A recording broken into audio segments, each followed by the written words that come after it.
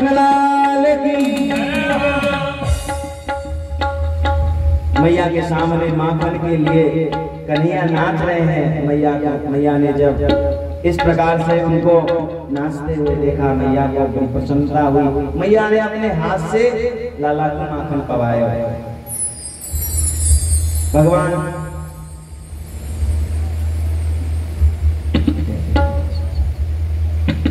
श्री सुखदेव जी महाराज कहते हैं कि एक समय कंस के द्वारा अघासुर नाम का दैत्य आया। अघासुर वध की जो कथा थी, उस समय भगवान बालकृष्ण 5 वर्ष के थे, लेकिन जो ग्वालवाल जो अघासुर वध की कथा थी वह 1 साल के बाद अपने घर में जाकर बताई गई। परीक्षित जी महाराज चक्कर में पड़ के बोले 1 साल के बाद क्यों बताई थी, ऐसा क्या हुआ था? तो एक बार कन्हैया मैया से बोले, मैया बोले बाबा सब गैया चरावे जावे। बोले मेरो मने कि मैं गैया चरावे जाऊं। मैया बोली लाला तू अभी छोटा है, तू कैसे गैया चरावे हो? कन्हैया जिद पकड़ के, नाना मैया मेरे जितने सखाए सबरे गैया के बच्चन ले लेके जावे। बोले अब तो मैं भी गैया चरावे जाऊंगा। तो मैया ने गैया चरावे को मुहूर्त निकलवाया और मुहूर्त निकलवा कर लाला ने कही, बोली देख लाला तू गैया तो छोड़ियो मत, तू बछड़न लेके साथ में जाइयो अपने मित्रन के, लेकिन ज्यादा दूर मत जाइयो, यहीं घर के आसपास ब्रज में ही रहियो। मैया बोले, कन्हैया बोले तू बिल्कुल चिंता मत करे मैया, मैं ज्यादा दूर ना जाऊंगा। ऐसे कहकर भगवान ग्वाल वालों के साथ बछड़े चराने गए और बछड़ा चराते समय एक जब धूप हुई और थक गए तो सब लोग आकर एक वृक्ष के नीचे बैठ गए।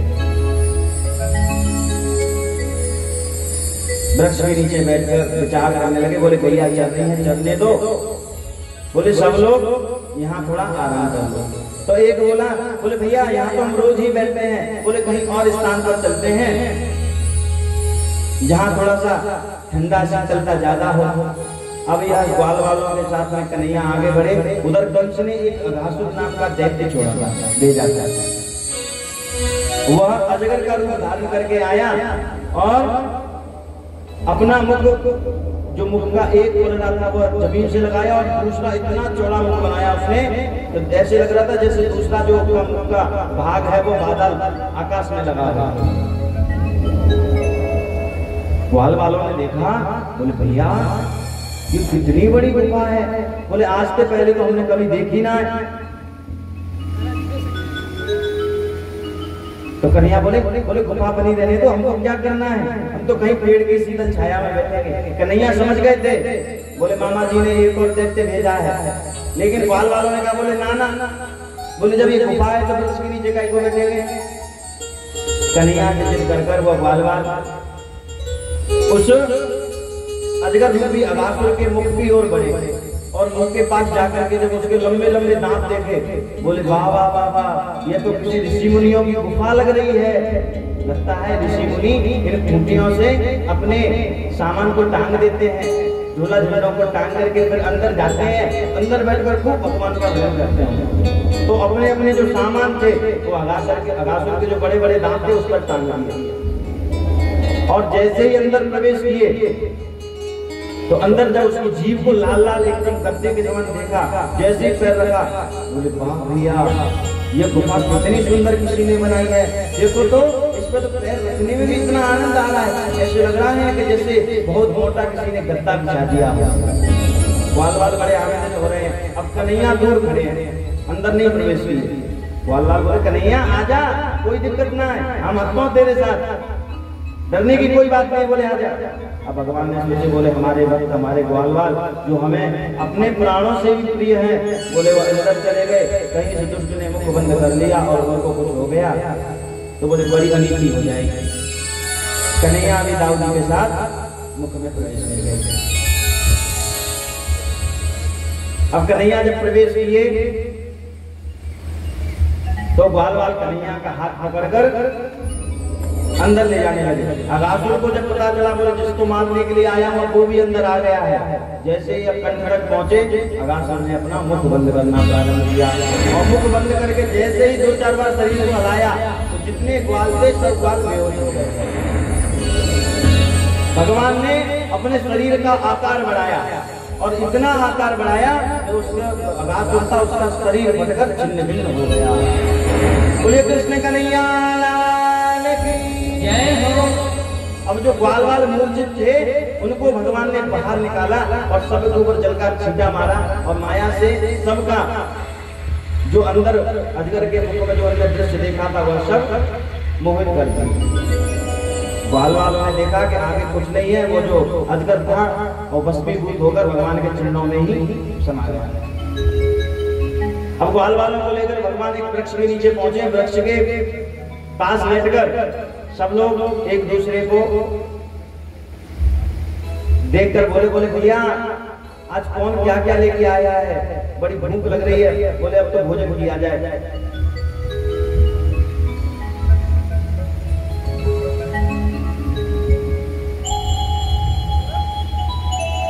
जब सब इस प्रकार से बोले तो एक ही में जो सखा था जिसका नाम था मनसुखा दूर बैठा था सबसे अलग।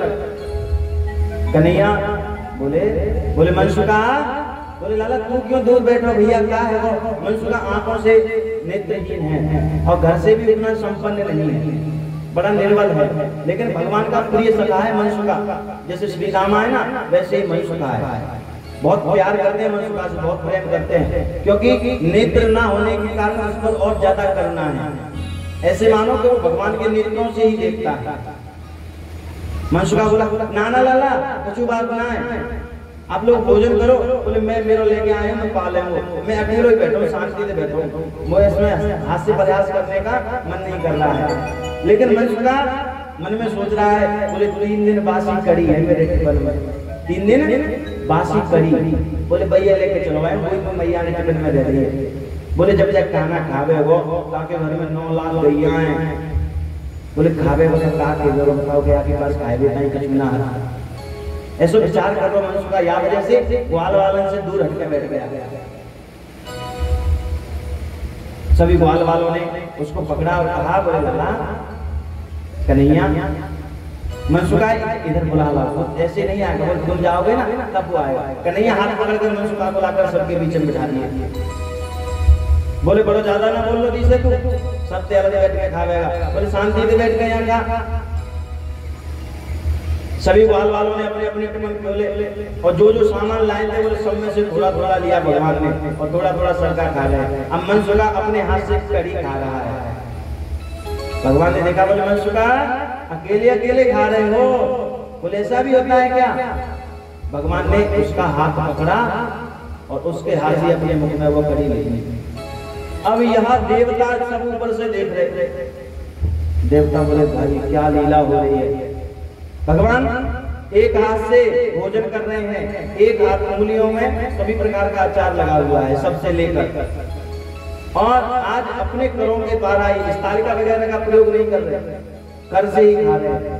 ब्रज में एक बड़े दिव्य संत हुए जिनका नाम है श्री धर्म सम्राट स्वामी श्री करपात्री जी महाराज। उनका नियम था और वो नियम कोई 2-4 वर्ष का नहीं था।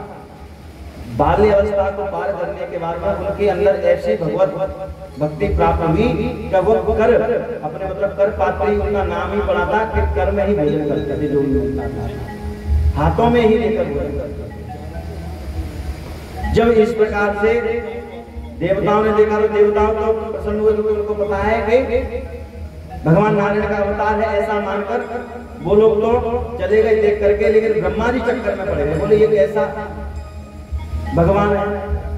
बोले जो सभी जिसको झूठे सांचे का ध्यान नहीं है, बोले ये भगवान तो नहीं हो सकता। तो ब्रह्मा जी ने क्या किया?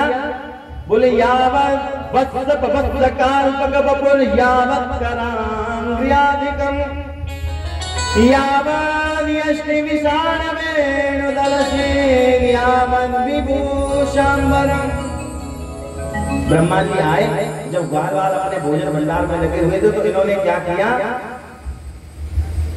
कि गाय को रमाने की आवाज सुनाई दी जो ब्रह्मा जी की माया के द्वारा ही हो रहा था। जब इस प्रकार से देखा तो ग्वाल बाल सब गायों की तरफ भागे और जब मौका मिला कन्हैया अकेले रह गए। गाय और ग्वालों को ब्रह्मा जी चुरा लिए। भगवान थोड़े खड़े हुए देखा बोले ग्वाल बाल कहाँ गए।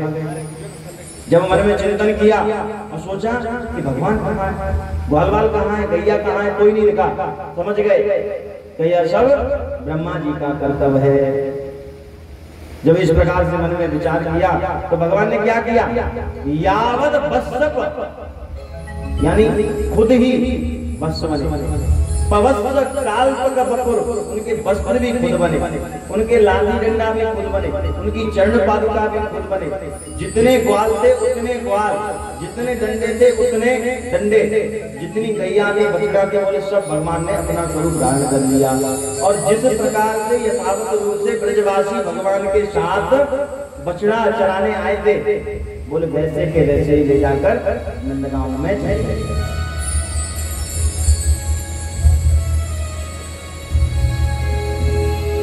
जब इस प्रकार से ब्रह्मा जी के कर्तव्य को उन्होंने देखा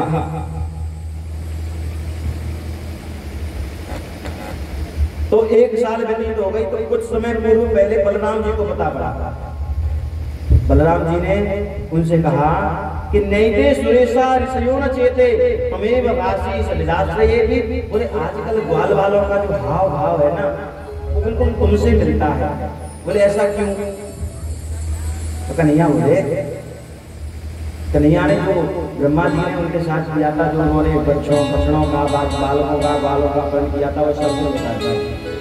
1 साल के बाद ब्रह्मा जी के मन में विचार आया, बोले जाकर के देखा तो जाए। बोले ग्वाल वालों के बिना वो ब्रजवासी और वो झूठा बना हुआ जो भगवान है वो कैसे रह रहा है।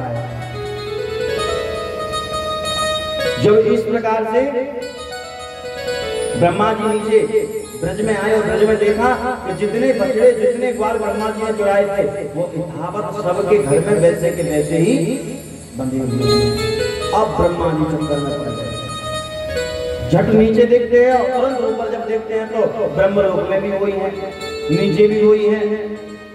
भगवान ब्रह्मा जी सुन गए, बोले यह साक्षात नारायण ही है। बोले भगवान के अलावा कोई कुछ नहीं कर सकता, क्योंकि भगवान ने कहा था, बोले इस संसार में मैं ही हूं जो बनता भी हूं और बनाता भी हूं। बोले भगवान के अलावा ऐसा कार्य दुष्कर कोई नहीं कर सकता। ऐसा मन विचार कर तुरंत हाथ जोड़कर भगवान की स्तुति करने लगे। ब्रह्मा जी स्तुति कैसे करते हैं कि नौमी जते प्रभुसे तड़दिम्बराय गुंजावतम सपर पे छल सन्मुखाय वन्यस्रजय कवन वेत्र विशाल वेणु लक्ष्मश्रये मृदुपदे पदपाजा। ब्रह्मा जी बोले नील बादलों के समान शोभा करने वाले परमात्मन, पीतांबर धारण करने वाले भगवान, जिनका मुकुट सदैव मोर पंख से शोभित रहता है, जिनके मुख पर सदैव लालिमा रहती है, जिनकी कृपा से बड़े बड़े ऋषि मुनि संसार सागर से पार कर जाते हैं। और ऐसे परमात्मा के चरणों में बारंबार प्रणाम करता हूँ। अस्यापि देवं वपुषो मद निग्रहाय, यह जो आपका विग्रह है ना, यह अच्छों को मोह में डाल देता है। आपने जो स्वरूप लिया है, जो इन ब्रजवासियों के साथ मिलकर जो आप लीला कर रहे हैं ना, बोले मेरी तो बात ही क्या है, मैं तो आपका बालक हूँ, आपसे ही मेरा जन्म हुआ है। बोले जब मेरी समझ में नहीं आता है तो प्रायः इस जीव की, इस संत महापुरुषों की समझ में कहां से आएगा। तत्तेनुकंपां सुसमीक्षणामो भुंजान एवात्म कृतम विपाकम। हे प्रभु, जीते जी जो मुक्त होना चाहे उसे 3 बातों का ध्यान रखना चाहिए। ब्रह्मा जी बता रहे हैं, गलती करती है आप भगवान के यश को गान कर रहे हैं, भगवान से क्षमा मांगने का प्रयास कर रहे हैं, बोले आपकी जो कृपा है ना उसकी समीक्षा करें। अब बोले समीक्षा कैसे करें? समीक्षा कैसे करें? बोले आपकी जो कृपा है ना उसको महसूस करें कि भगवान की मुझ पर कितनी बड़ी कृपा है, भगवान की कृपा से मुझे क्या क्या प्राप्त है। बोले उस कृपा को समझे और समझ करके बोले भगवान के चरणों का ध्यान करें और उनको बार बार धन्यवाद दें। बोले दूसरा, बोले जो कर्म किया है उसका फल भोगना पड़ेगा। बोले इस बात को वो समझ जाए।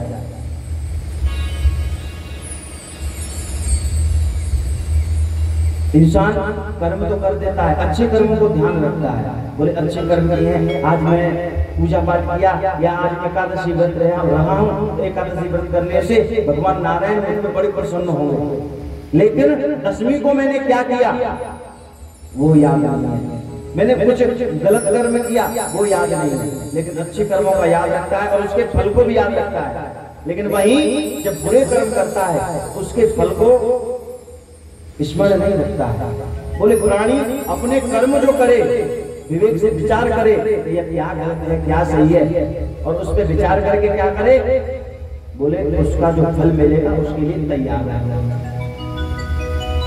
तीसरा बोला मन वाणी और शरीर से सदा भगवान को नमस्कार करते रहे। बोले मानव जीवन का सबसे बड़ा धर्म यही है,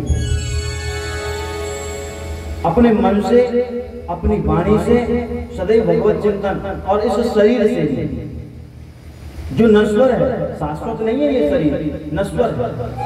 बोले इसके द्वारा भी मेरी सेवा में इसको लगाया। बोले उसका कल्याण हो जाता है। बोले ब्रह्मा जी बोल रहे हैं जो इन 3 प्रकार की बातों का स्मरण करके अपने जीवन को जीता है बोले उसको भगवत प्राप्ति अवश्य होती है। बच्चा अपनी मां को पात प्रहार करता है लेकिन मां उस बच्चे को डांटती है लेकिन छोड़ती नहीं है। बोले प्रभु ऐसे ही मुझसे गलती हुई है, मैं मानता हूं मैं आपकी माया और आपके स्वरूप को नहीं समझ पाया। हे अनंत, हे कृपा सृष्टि करने वाले परमात्मा करुणा निधान मुझे क्षमा कर। जब इतना सुनने के बाद भी भगवान कुछ नहीं बोले तब त्रिपरिक्रम्य पादयोः भगवान श्री कृष्ण की 3 परिक्रमा और परिक्रमा कर चले गए। भगवान ने ना तो उनको ये कहा कि क्षमा कर दिया है ना कोई आशीर्वाद। इतने रुष्ट हुए। बोले इतने रुष्ट क्यों हुए?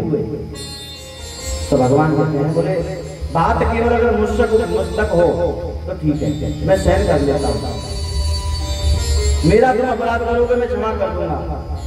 लेकिन जो मुझे तन मन धन से सब जीवन मेरे पास अर्पण करके रखते हैं, जो मेरे भक्त हैं, जो मेरे प्यारे हैं, बोले उनका अपराध अगर करोगे, अगर उनको तुम परेशान करोगे तो बोले यहाँ क्षमादान नहीं है।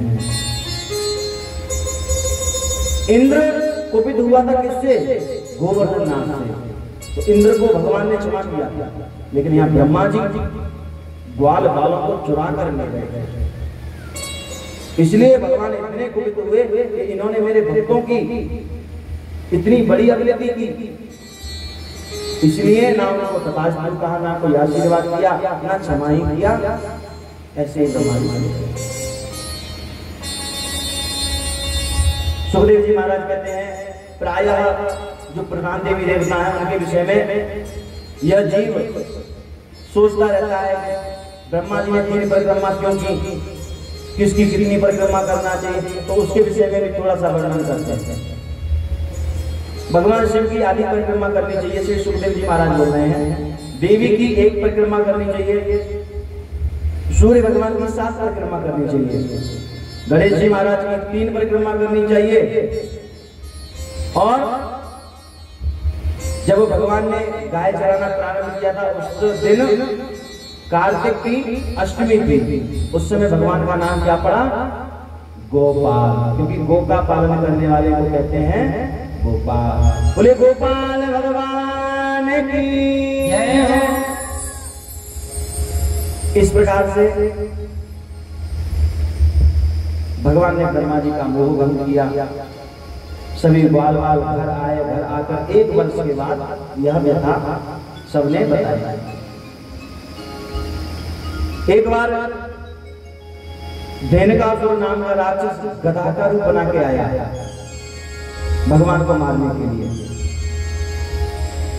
यह गायों के झुंड में मिल गया और गायों को चुरा चुरा कर ले जा रहा था।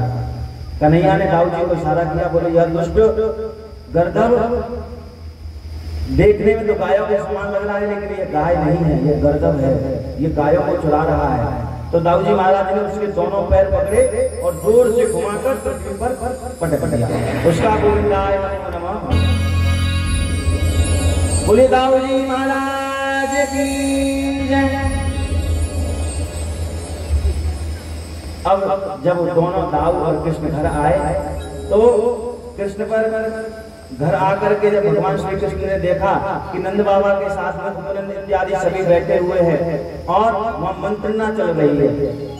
मंत्रणा को देखकर कन्हैया छुपकर वहां पहुंच गए और सुनने लगे। तो वहां मंत्रणा क्या चल रही है? बोले यमुना जी के अंतर्गत जो कालिया नाग रहता है, बोले उसने जल को दूषित कर रखा है, जिस कारण से गाय उसके पास जाती है वो मूर्छित अवस्था को प्राप्त हो जाती है। बोले कहीं गलती से अगर वह जल पान कर लिया तो गाय मर जाती। और उस जल के ऊपर से, यमुना जी के जल के ऊपर से जब पशु पक्षी इत्यादि उड़ते हैं तो उसमें से जो गरम गरम लावा निकलता है उससे झुलस कर मर जाता है। जब कन्हैया ने यह सुना तो कन्हैया बोले, नंद बाबा से बोले तो क्या किया जाए? बोले क्या ही कर सकते हैं इसके लिए? बोले इसके लिए तो एक ही उपाय है कि भगवान कैसे भी करके हम पर कृपा करें। और जब हम इंद्र भगवान की पूजा करते हैं तो इस बार इंद्र की जब पूजा करेंगे तो इंद्र से अपनी समस्या का समाधान करवाएंगे। इस प्रकार से वार्ता कर रहे थे। कन्हैया जाकर सीधे मैया के पास पहुंचे।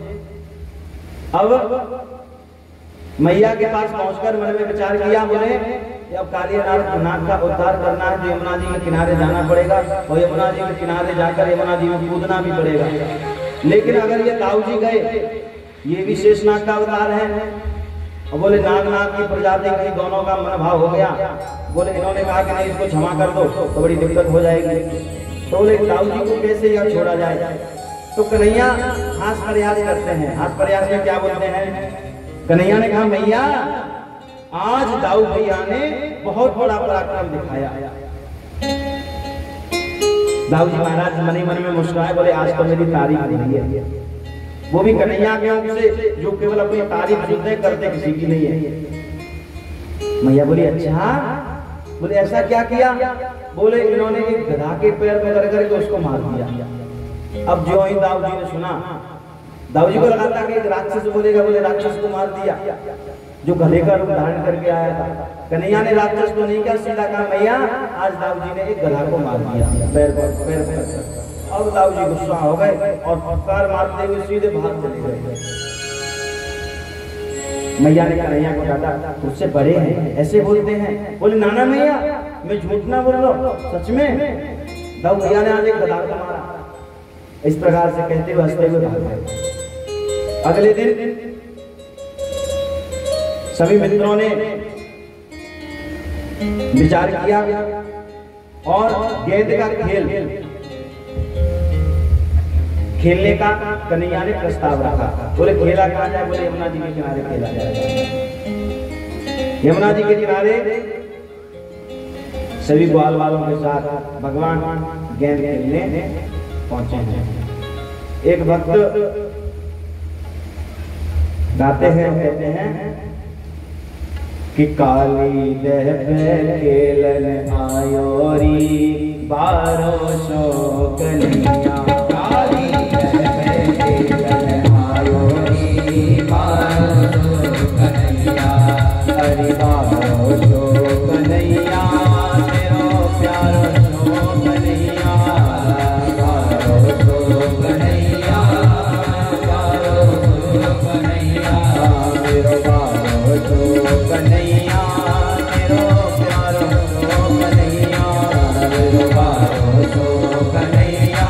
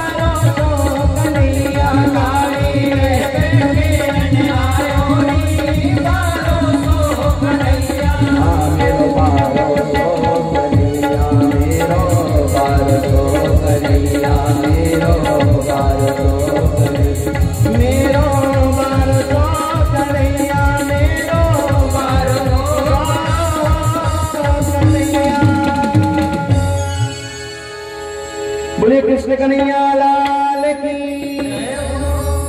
सभी बाल वालों के साथ भगवान काली दह पर खेलने के लिए आए और खेल रचाया, खेल शुरू हुआ।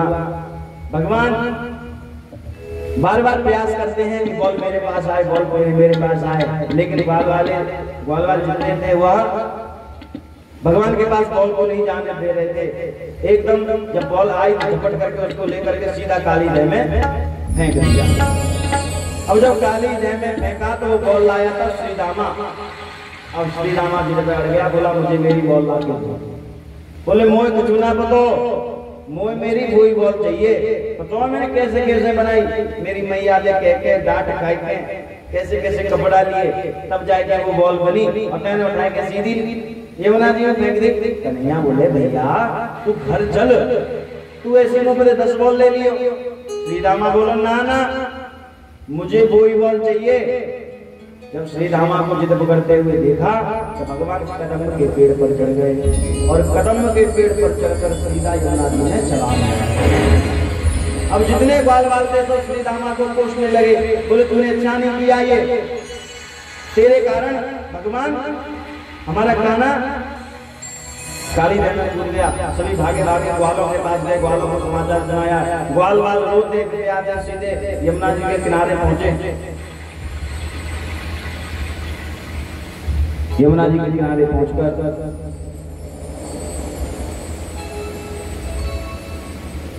सब कन्हैया कन्हैया कन्हैया चिल्ला रहे हैं। कान्हा जी जब नाग जहाँ यमुना जी में वास करता था वहां पहुंचे तो नाग स्वयं कर रहा है। स्वयं करते हुए देखा तो इन्होंने आवाज लगाई, बोले हे नाग, नागराज उठो, मैं तुमको यहाँ से निकालने आया हूँ। तुम्हारे कारण हम ब्रजवासियों को, हमारी गायों को और उड़ते हुए पशु पक्षियों को बहुत समस्या हो रही है।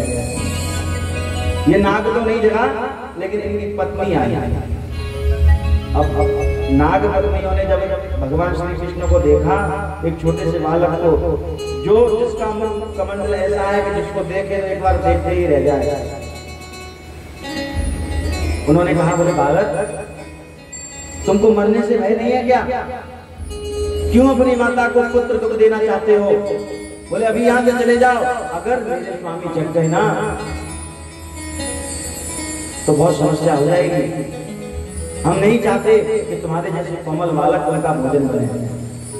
जब इस प्रकार से कहा तो भगवान बोले देवी आप चिंता मत करो, हम इनका भोजन बनेंगे या क्या होगा वो बात की बात है। बोले पहले इनको जगाओ, इनको बात ना करना पड़ेगा। बोले जिनकी तुम मुझे भय दिखा रही हो ना, इनको ये हमारे शिष्य के भय से बातें करते हैं। बोले आपके शिष्य कौन है? बोले श्री गरुड़ जी। जब गरुड़ जी का नाम सुना तो नाग पत्नी भगवान से प्रार्थना करने लगी। नाग पत्नियां समझ गई कि यह साक्षात नारायण है, क्योंकि नारायण का वाहनी कौन है? गरुड़ देव। तो नाग पत्नियां भगवान से प्रार्थना करती हैं, कहती हैं कि नमस्तुभ्यं भगवते पुरुषाय महात्मने भूतावासाय भूताय पराय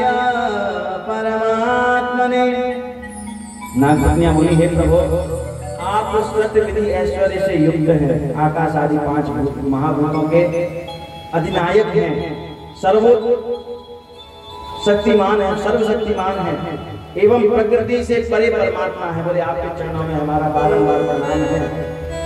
ऐसा कहकर जब उनकी प्रार्थना करने लगी तो भगवान ने उस जो नाग की पूंछ थी उस पर जोर से प्रहार कर दिया पैर पर। जो ही जोर से प्रहार किया तो नाग फुफकार मारते हुए जगा और खड़ा होकर भगवान को सीधा वार किया और भगवान को अपनी पूंछ में लपेट दिया। अब पूंछ में लपेट कर चारों तरफ घुमाने लगा।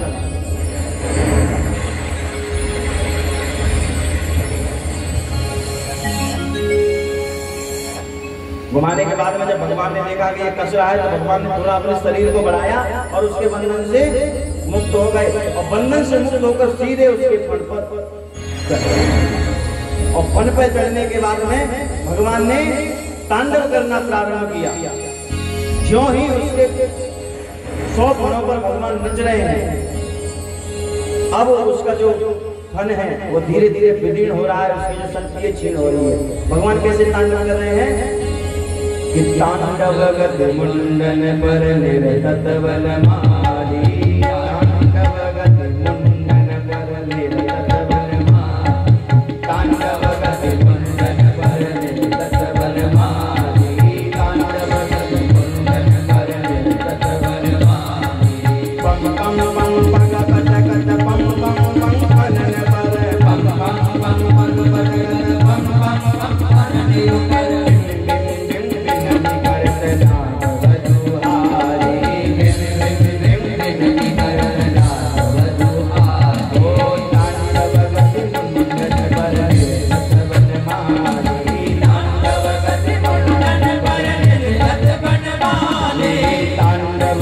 मुंडन पर निरत वन माली, तांडव गति मुंडन पर निरत वन माली। शं शं शं शंगादि कनन्नादादि शं शं शं शंगादि कनन्नादादि गं गं गं गंधर्व सखी हैं तारी, गं गं गं गंधर्व सखी तारी। तांडव गति मुंडन पर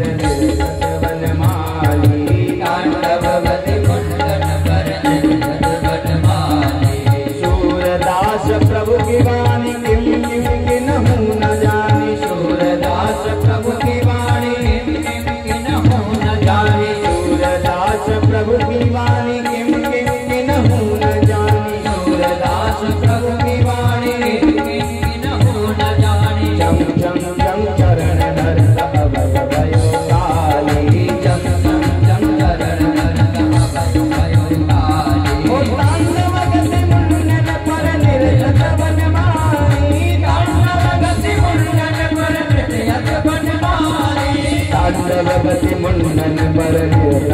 मारी, तांडव गति मुंडन पर निरत वन मारी, तांडव गति मुंडन पर निरत वन मारी, तांडव गति मुंडन पर निरत वन मारी, तांडव गति मुंडन पर निरत वन मारी, तांडव गति मुंडन पर निरत वन मारी, निरत वन मारी, निरत वन मारी।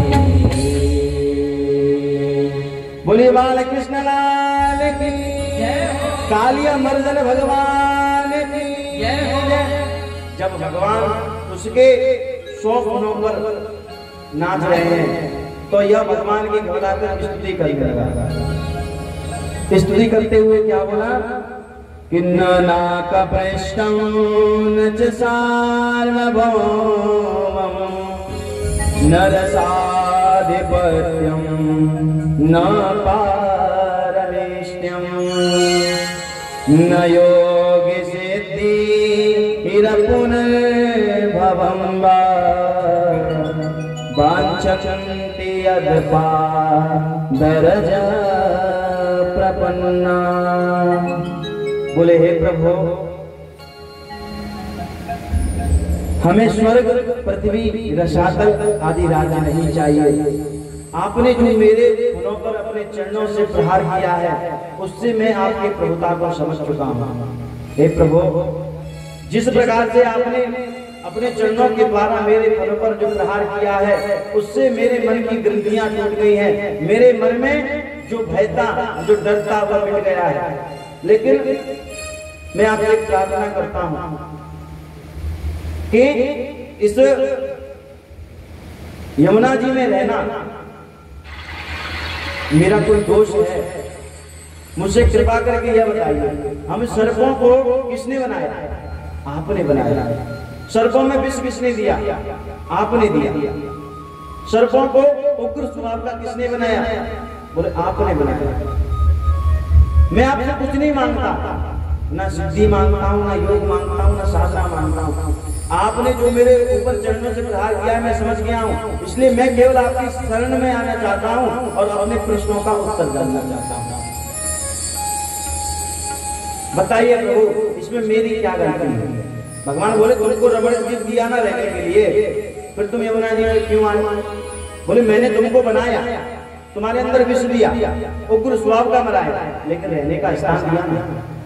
आप लोगों के लिए रबड़ गिफ्ट बनाया क्यों? इसलिए तो बनाया।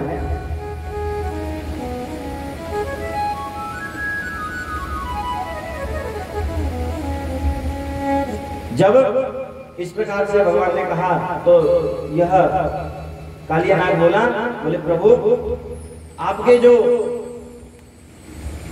भक्त हैं गरुड़ जी, जिनकी आप सवारी करते हैं, बोले वो वहां रहने नहीं देते हैं।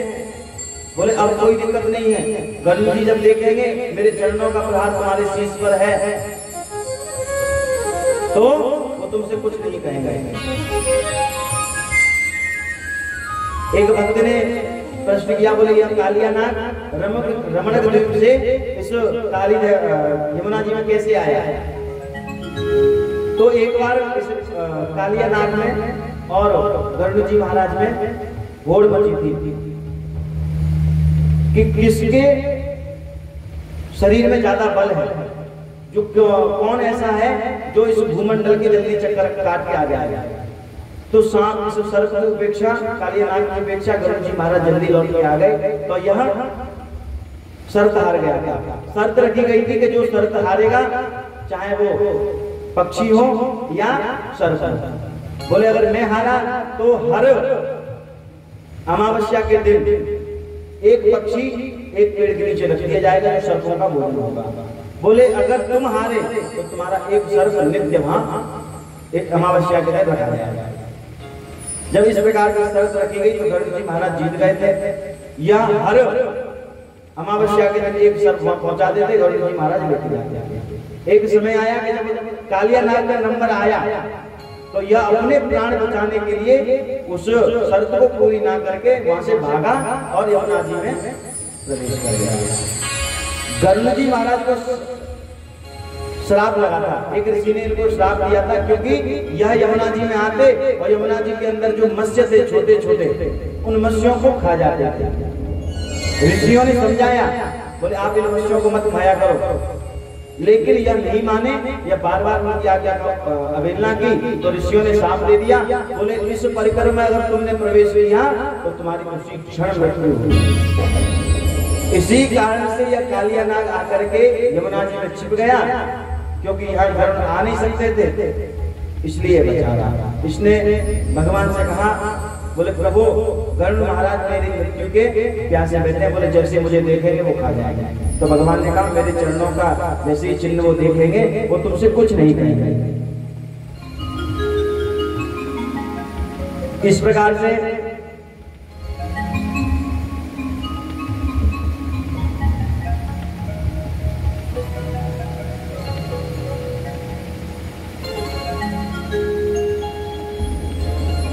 कालिया नाग को समझाया और कालिया नाग को समझाने के बाद नाग पत्नियों के साथ वह कालिया नाग भगवान को फन के ऊपर बिठा करके ऊपर लेके आया। भगवान अपनी बंसी बजाते हुए आ रहे हैं। ग्वाल वालों ने जब बंसी की आवाज सुनी तो ग्वाल वाल सब जय जयकार करने लगे और बड़े हर्षित हुए। अब कन्हैया को जब देखा, ग्वालों ने, जो ग्वालों के मित्र थे, केवल उन्होंने ही भगवान को देखा। जो माता पिता थे वह इतने थक चुके थे, वहां से भागते भागते रो रो कर इतने हताश हो गए थे कि वो भाई सो गए थे।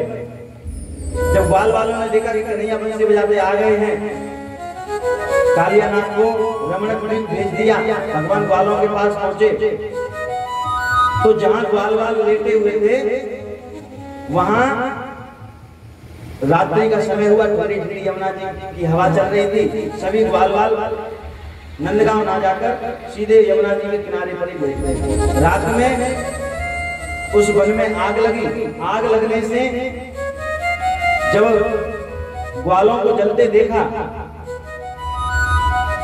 तो ग्वाल वालों ने भगवान से प्रार्थना की, बोले कृष्ण कृष्ण महाभाग हे रामामित विक्रम एष घोर तमे मन्ये तावकान दृश्यते हि नः।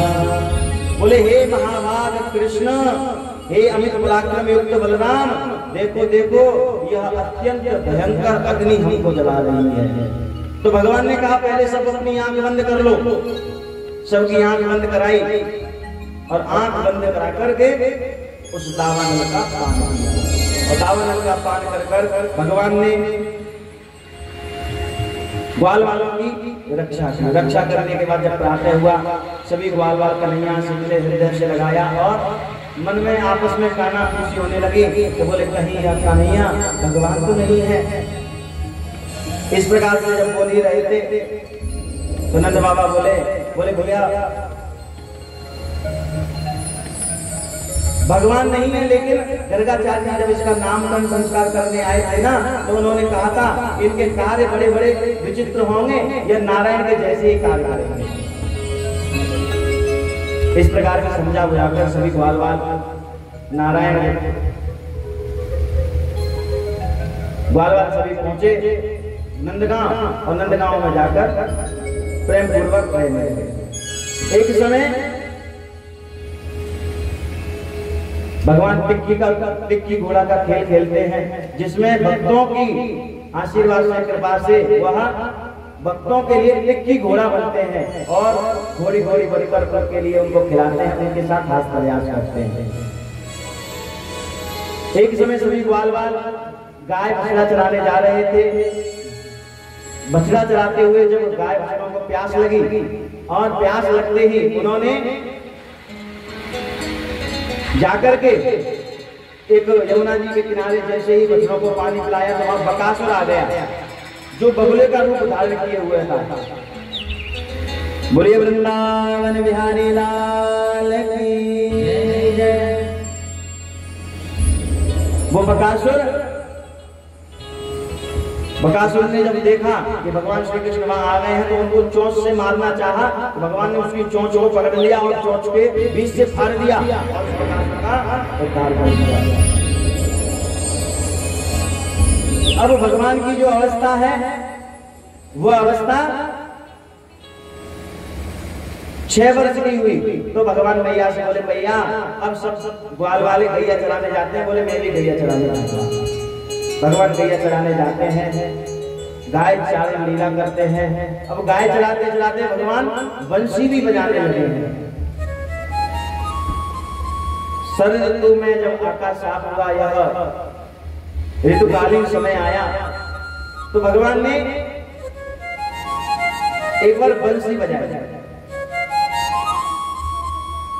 और बंसी बजाकर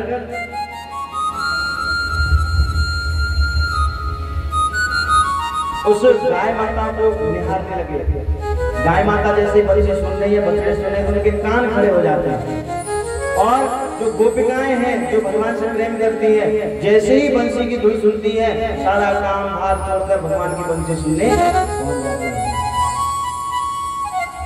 और भगवान के स्वरूप को देखकर गोपिकाएं क्या बोलती हैं कि बरहा पीनम नटवर बपु कर्णयो कर्णिकारं विप्रदवाश कनक कपिशं वैजयन्तीं च मालां रन्ध्रान् वेणोरधरसुदया पूरयन् गोपवृन्दै वृन्दारण्यं स्वपदरमणं प्राविशद्गीतकीर्तिः।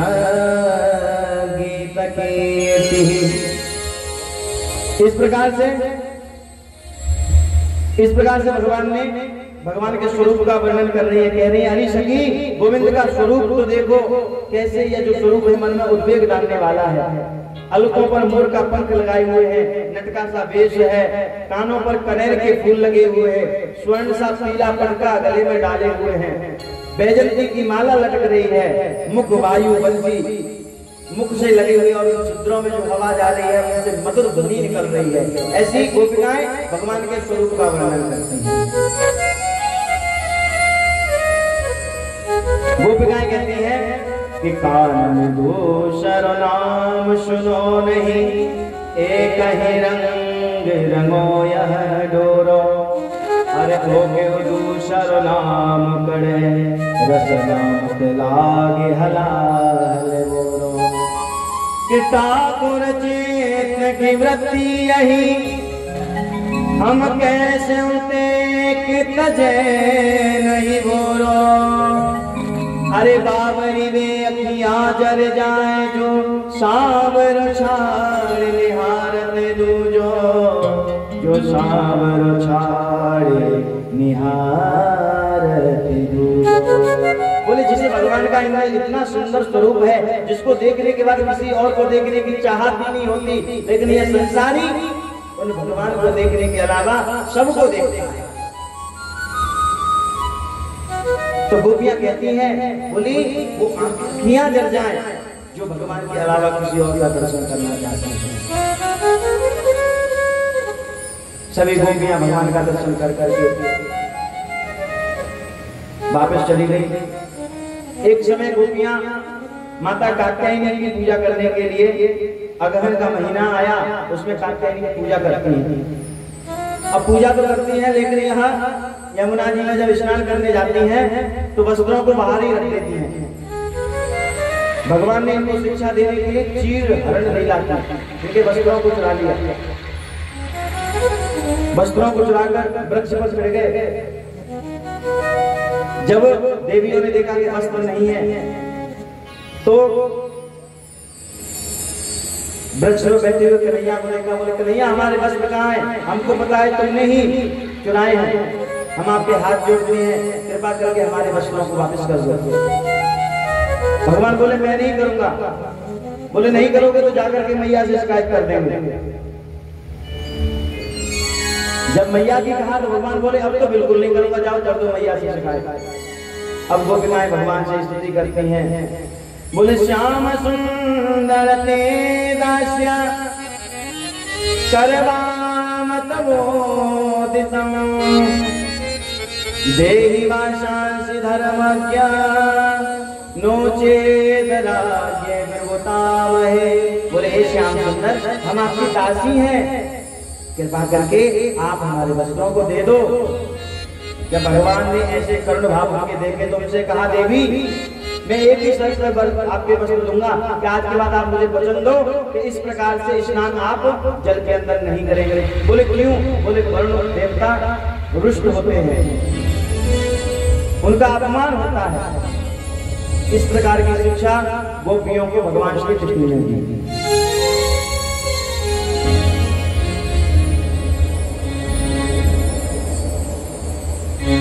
भगवान गाय चराने एक बार गए। एक समय जब ग्वाल वालों को भूख लगी, ग्वाल वालों ने कहा बोले कन्हैया भूख लगी है, आज भोजन पानी कुछ आया नहीं है, बोले क्या किया जाए? भगवान ने कहा बोले जाकर के जाओ, ब्राह्मण यज्ञ कर रहे हैं, उनकी पत्नियों से भोजन मांगो। ग्वाल वाले सब गए, ब्राह्मणों से प्रार्थना की। ब्राह्मणों ने कहा बोले हम भोजन कराएंगे, लेकिन अभी यज्ञ चल रहा है, यज्ञ समापन के बाद आइए। ग्वाल वाले लौट गए, भगवान से जाकर कहा बोले ऐसा ऐसा कहा। तो भगवान ने कहा बोले ब्राह्मणों से नहीं कहना, बोले जाकर के ब्राह्मण पत्नियों से जाकर कहो। ग्वाल वाले फिर गए, ब्राह्मण पत्नियों से मिले और जाकर के कहा कि हमारे कन्हैया को बड़ी भूख लगी है, वह एक वृक्ष के नीचे बैठे हैं, उन्होंने कहा है कि अगर तुम ब्राह्मण पत्नियों से कहोगे तो वे तुम्हें अवश्य भोजन देंगे। जब इस प्रकार से कहा तो ब्राह्मण पत्नियों ने कहा बोले तुम जाओ, हम भोजन लेके आते हैं। ब्राह्मण पत्नी ग्वाल वालों के पीछे पीछे भोजन लेके पहुंची। भगवान के पास जब जाकर के भोजन की थालियों के सहित उनको देखा तो भगवान बोले कि स्वागतम ओ महाभागा आश्यतां करवाम किम यन्योदिदृक्षया प्राप्ता उपपन्नमिरं वः। बोले हे देवी, आपका बहुत बहुत उपकार, बहुत बहुत धन्यवाद। आपने बड़ी कृपा की, जो भोजन लेकर यहाँ पधारी।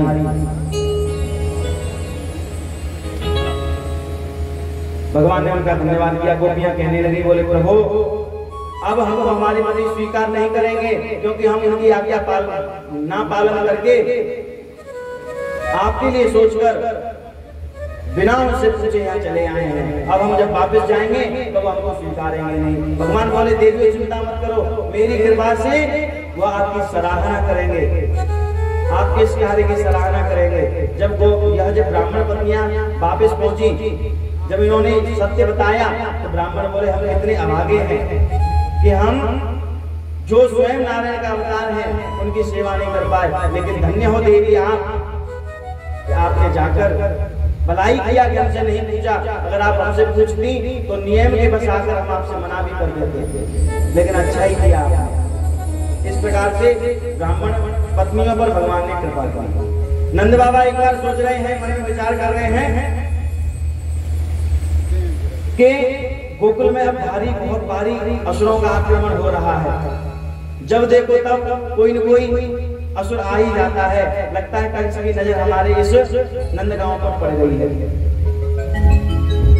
नंद बाबा ने सबने विचार किया, बोले वृंदावन में चलेंगे, वृंदावन में रहेंगे, वृंदावन में जाकर के वहीं पर अपनी अपनी कुटिया बनाएंगे। वहां बहुत बढ़िया हरी हरी घास है, तुलसी का वन है और बढ़िया सुंदर यमुना जी का किनारा भी पास में ही है। वहां से तो सभी गोपवाल वहां से उस स्थान को छोड़कर यमुना जी के किनारे वृंदावन पर आ गए। वृंदावन की ओर जा रहे हैं सब ग्वाल वाल। आप लोग चलना चाहेंगे वृंदावन एक भजन के माध्यम से? कौन कौन चलना चाहेगा? जरा हाथ उठाओ। बड़े कम हाथ उठ रहे हैं। जो हाथ नहीं उठा रहे ना, हम समझ जाएंगे उनको वृंदावन नहीं जाना। जाना है वृंदावन तो बोलिए वृंदावन बिहारी लाल की जयकारा से आना चाहिए। वृंदावन बिहारी लाल की। चले वृंदावन, चलिए चलिए। अरे मन चल रे वृंदावन धाम,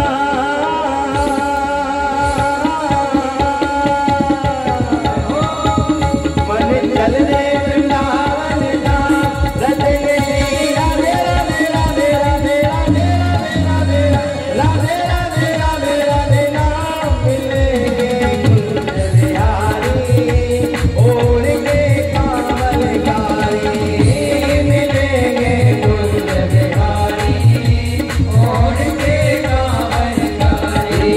मन चल रे वृंदावन धाम, मन चल रे वृंदावन धाम, राधे श्री राधे राधे राधे राधे राधे राधे राधे राधे राधे राधे राधे नाम मिलेंगे कुंज बिहारी ओढ़ के कामलकारी। हाँ मिलेंगे कुंज बिहारी ओढ़ के कामलकारी।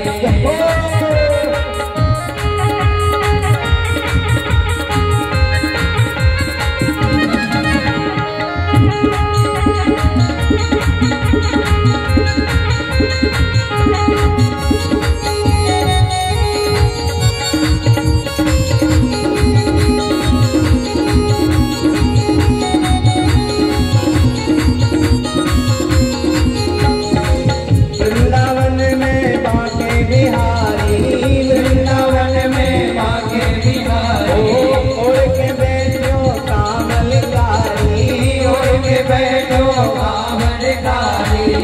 ऐसे नहीं, तालियों की सेवा करते हुए कैसे? वृंदावन में बाके बिहारी, वृंदावन में बाके बिहारी, ओढ़ के बैठो कामलकारी, ओढ़ के बैठो कामलकारी। तुझे वहीं मिले विश्राम, तुझे वहीं मिले विश्राम, रटेंगे श्री राधे राधे राधे राधे राधे राधे राधे राधे राधे राधे राधे राधे राम।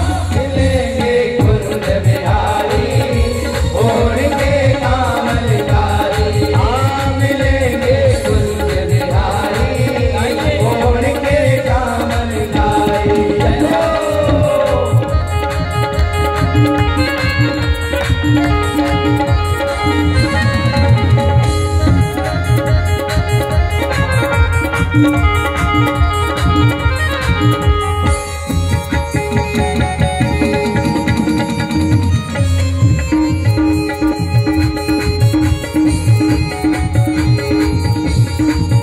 बोले और वृंदावन में क्या है? बांके बिहारी